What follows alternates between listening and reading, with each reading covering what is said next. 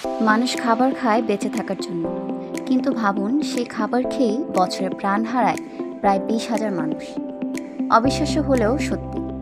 Thailand ও লাওসের জনপ্রিয় এক খাবার, যা খেয়ে প্রাণ হারাচ্ছেন হাজারো মানুষ। ঐতিহ্যবাহী এই খাবারের স্বাদ যেমন মুগ্ধ করে, তেমনি এর ভেতর লুকিয়ে থাকে এক মরণ ফাঁদ। কিন্তু প্রশ্ন হচ্ছে, কী এমন খাবার যাতে এমন প্রাণ ঝুঁকি আছে জেনেও এত জনপ্রিয়? প্রাণঘাতী এই খাবারের নাম কোই প্লাক।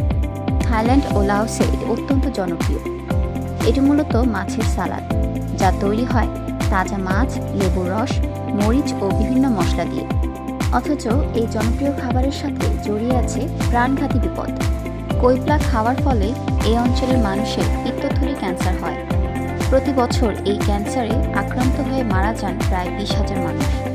অনেক ক্ষতিকর ব্যাকটেরিয়া ও প্যারাসাইট শরীরে প্রবেশ করে, যা পরবর্তীতে ক্যান্সারের মতো প্রাণঘাতী রোগের কারণ হয়ে দাঁড়ায়। বলা হয় কোই প্লার একবার স্বাদ নিলেও পিত্তথলির ক্যান্সারের ঝুঁকি দ্বিগুণ বাড়িয়ে দিতে পারে।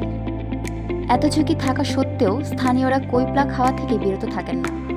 তাদের মতে, রান্না করলে এই খাবারের স্বাদ নষ্ট হয়ে যায়।